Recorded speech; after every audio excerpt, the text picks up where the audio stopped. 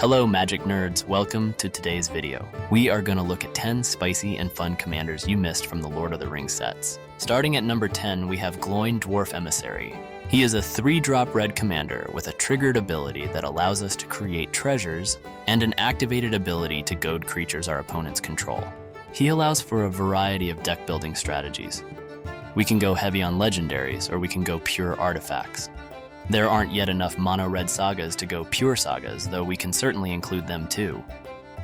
We can also go with a goad-style deck as well. Gloin doesn't lock you into any one of these, so you can play around with combinations in the 99 to find great synergies. All the while, he is going to ramp us with his treasures, so we won't have issue casting 6 and 7 drops. The only thing he doesn't do for us on his own is draw cards, so we will have to definitely include cards like the Immortal Sun, Staff of Nin, and Hedron Archive.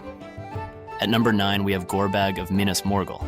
He is a 2-drop mono black commander that reads, whenever a goblin or orc you control deals combat damage to a player, you may sacrifice it. When you do, choose one. Draw a card or create a treasure token.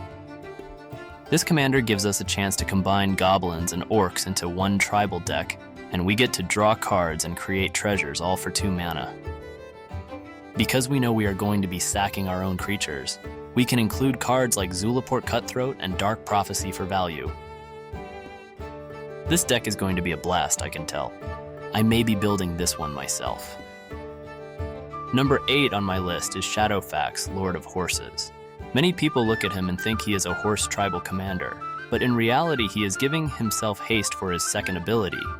It reads, whenever Shadowfax, Lord of Horses attacks, you may put a creature card with lesser power from your hand onto the battlefield tapped and attacking.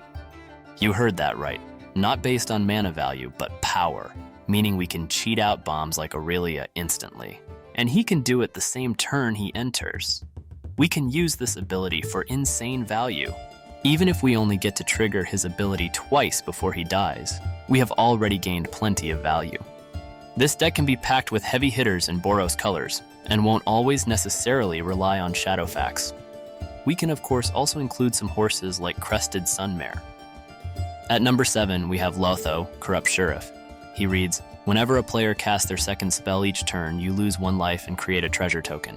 You can take this deck in a lot of directions, but you will certainly need card draw after casting so many spells. This is a great commander for 1 and 2 drop instants and sorceries. You are going to be removing lots of permanents from your opponent's boards, all while stacking up treasures. Then we can finish them with cards like Marionette Master, Exsanguinate, or Stormherd with all the treasures we have amassed. As long as you have a good card draw package in the deck, this one is going to be a monster in your playgroup.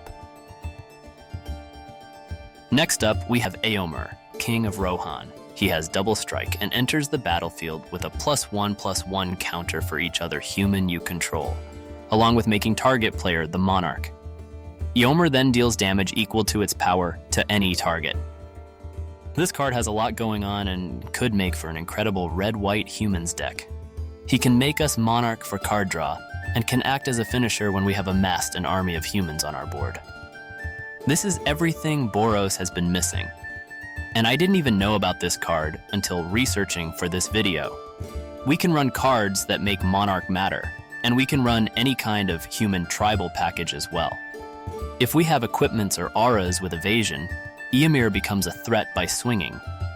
If we have cards like Conjurer's Closet or Teleportation Circle, he can start pinging creatures and players at will for lots of damage.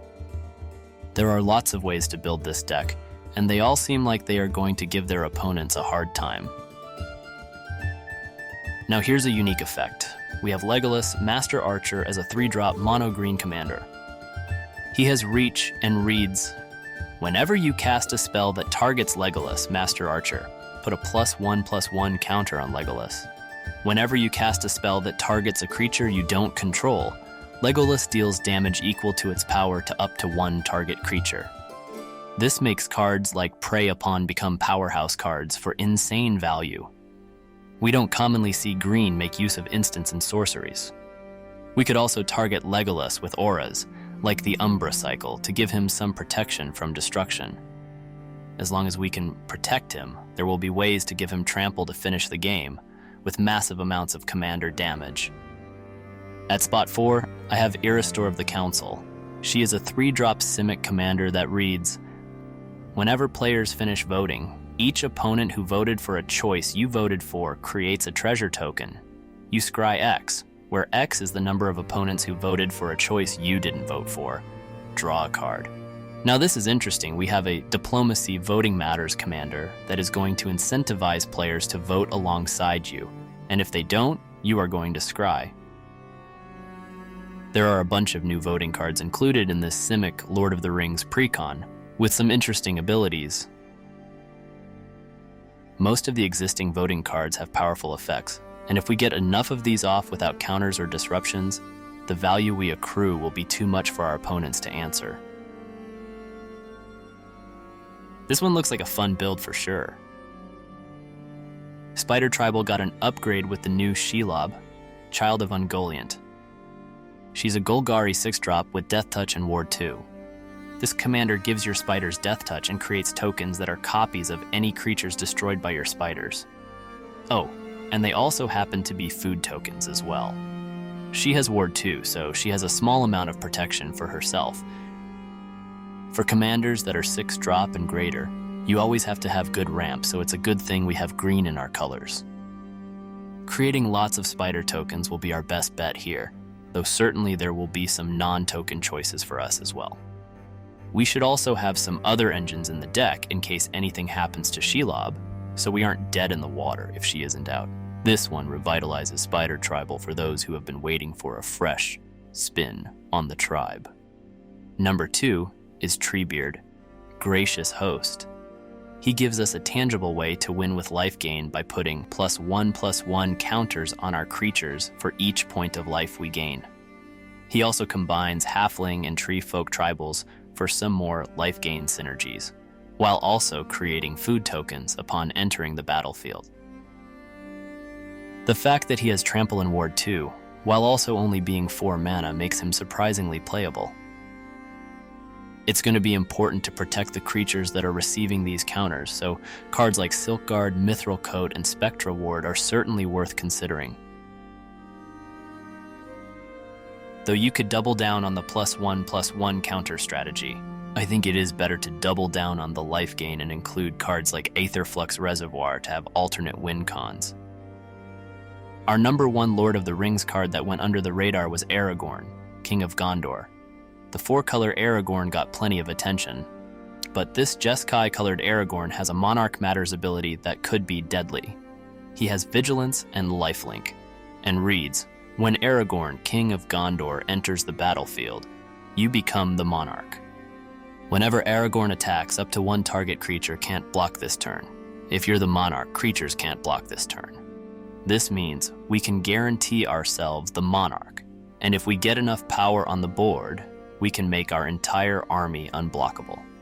This could be built a lot of different ways, but bouncing Aragorn to give us Monarch consistently is a must. We could even include Éomer in this build, and perhaps make it human-centric, giving us another way to guarantee Monarch and get some good power on the board. The court cycle is likely a must for this deck, and anything that requires you to be the Monarch will be achieved with ease. Subscribe and join us next time for more Commander Brews.